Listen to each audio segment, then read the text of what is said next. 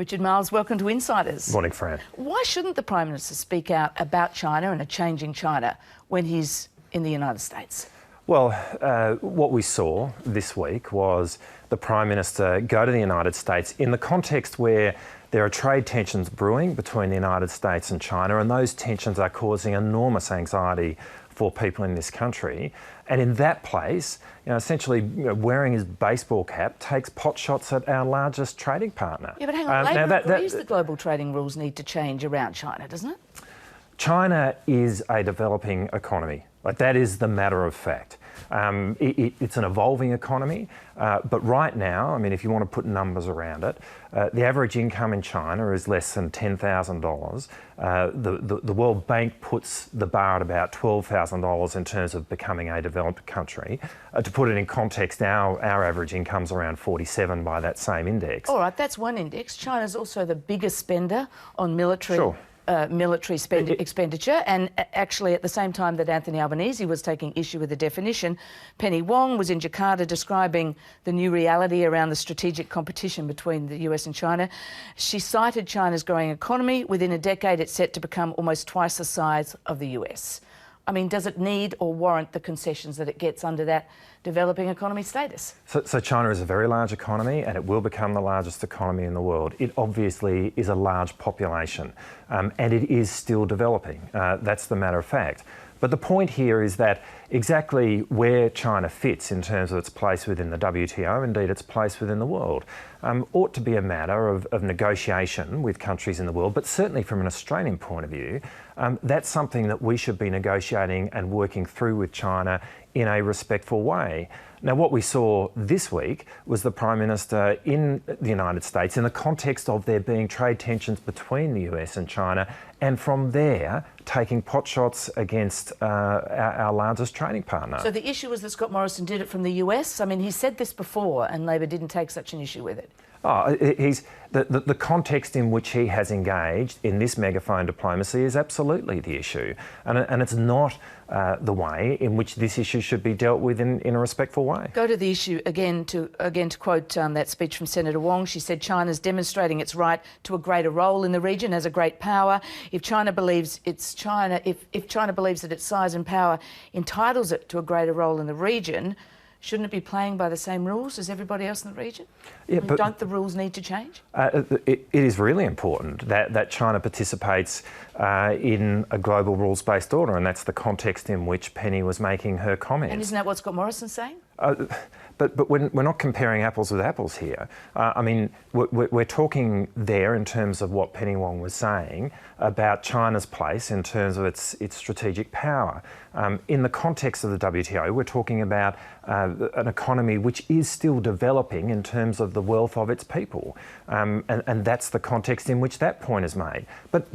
Is China pushing the envelope here, though, because when it comes to, for instance, under the climate rules, China also has special concessions as a developing nation. It says it has absolute right to access to some of the funding from the $100 billion climate fund.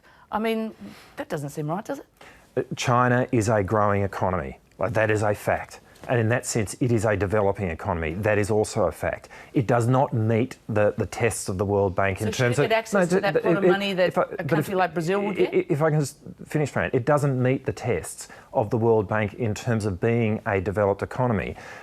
China is complex. Like, it doesn't lend itself to binary answers. And one of the points here, and this is the fundamental point that we're making during the week, is in that context, the way in which we deal with China, both as a global community but also Australia, in a bilateral sense, needs to be characterised by a sense of respect. I mean, that's obvious. Well, and what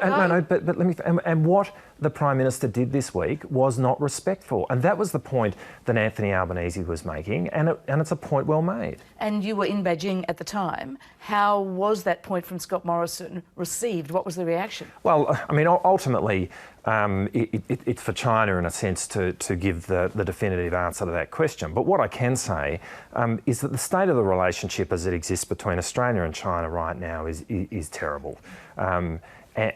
What makes you say that? What did you hear? I think there is a sense in which we are falling down their ladder of relevance. China is not seeing us in the serious way in which it has seen us in the past. And it is a very complex relationship. And to be fair, there's a whole lot of issues in respect of this where, we can point to behaviour of China which has led to the relationship not being in a good place. But ultimately, Australia has control of its own behaviour. That's the only thing we control.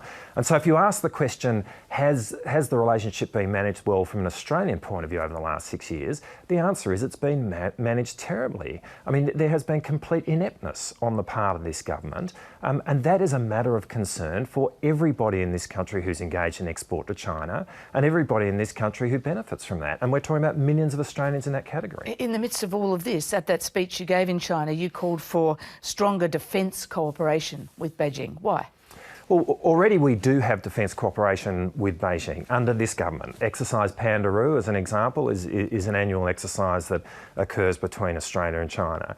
The level of dialogue between our militaries is at one of the highest levels that China engages with any military in the world. My point is this.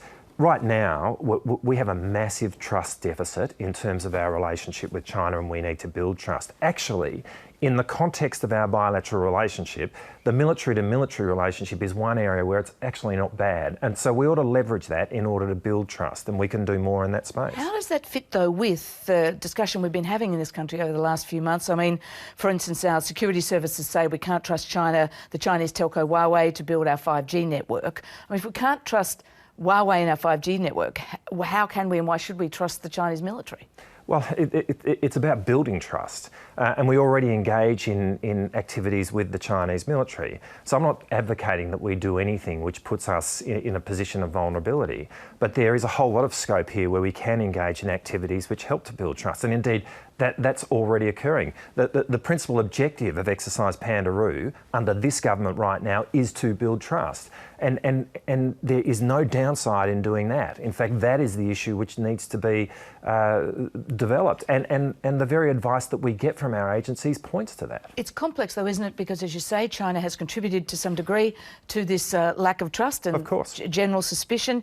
We've seen Chinese soldiers, images of them flexing their muscles in a region neighbouring Hong Kong to send a message to the protesters. We've got Chinese military rounding up hundreds of blindfolded and bound Uyghur Muslims for detention camps. A lot of people would be asking, is it smart to get more entwined with this very same Chinese military? China is complex. There is no other way of looking at it.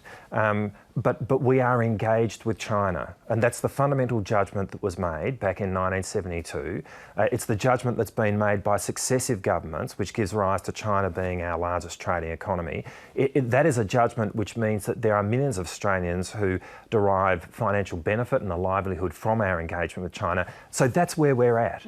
And therefore... So you're talking about how to manage that better. Well, exactly, how do we manage that better? Now, we need to have a space where we can raise human rights issues with China, and I did that, and it's critically important that we do that. In what terms did you do that? What issues did you raise? Well, for example, you mentioned the Uyghur issue. I mean, that is a terrible situation, and we need to be able to raise those issues, and it's important that we do that. It's also important that we have a complete assessment of the human rights record in China. I don't do a speech on China without making the point that China is responsible for the single biggest alleviation out of poverty in human history. 850 million people. That's a human rights achievement. So but China is also the country that has at the moment locked up Dr. Yang Hengjun, an Australian citizen. Correct. Did you raise that? I didn't raise that specifically, but the point here is that it is a complex situation where there is good and where there is bad. But ultimately, we've made a decision to engage. We made that decision back in 1972. We continue with that now. I'm actually comfortable with that when you take the totality of the relationship. But in that context, it's important that we do continue to raise human rights issues when they arise, and it's really important that we do that.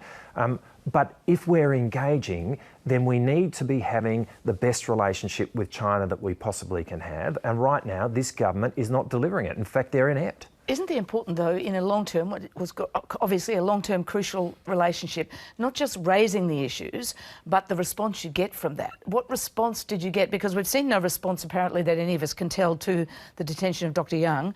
What response did you get when you raised the treatment of the Uyghurs? Oh, well, I got the response, the predictable response that you get in China. So I'm not pretending that my raising of the issue has solved it. I'm just wondering if they're prepared to engage at all. Well, we need to. They do engage, and they will raise their arguments in relation to it. But it's important that we keep that advocacy going. But ultimately, we make this judgment, don't we? Are we going to continue to engage with China or not? Now the answer to that question is a no-brainer. Clearly, we are going to, and I am comfortable in doing that. But this government, our government, right now is managing this relationship badly. Okay. And it's really important that we understand that. I mean, when you've got government backbenchers out there drawing an equivalence between China and Nazi Germany, which is what we've seen in the last few months, not surprisingly, that did resonate in Beijing, and people are unhappy about it. Yeah, and people are unhappy about it. And there is no moral equivalence between China and Nazi Germany. I mean, it's a ridiculous thing to say, and it's damaging to the relationship. Okay. Well, on another issue, while you were away, there was a Labor backbencher who was raising concerns about the coalition in Australia actually signing on to the American coalition in the Straits of Hormuz. Ed Husick told ABC TV this week that was the wrong decision. He doesn't think Australia should have joined them, just as most EU countries haven't. He said, and I quote, "It would be good for us to stand proudly as Australians rather than look like Trump toadies." What's your response to that?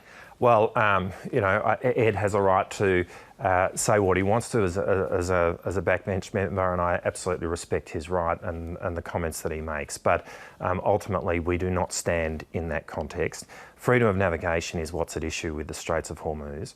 Freedom of navigation is central to Australia as an island trading nation, and that's why we're participating in that exercise, why we've participated in exercises for many years in relation to freedom of navigation, and why we've had a frigate in the Persian Gulf for most of the last decade engaged in Operation Manitou, which is exactly about freedom of navigation. Okay. Can I just ask you one final issue? Australian Jock Palfreyman was granted parole by the Bulgarian court last week. Jock Palfreyman, he's since been detained again, says successive Australian governments have failed him. What more can and should Australia be doing for Jock Palfreyman? Well, look, I don't know much more about this than what's in the public domain. What I do know is that the way in which Australia provides consular assistance to its citizens around the world is as good as any country I've seen. We have the very best people who work on this, and I think it's really important that we allow them to do their job. I obviously understand the anxiety that would be felt by Mr Palfreyman and his family in Australia, but it's really important that we give the space to our consular officials to do the work that they need to do here. Richard Marles, thanks very much for joining us. Thanks, Fran.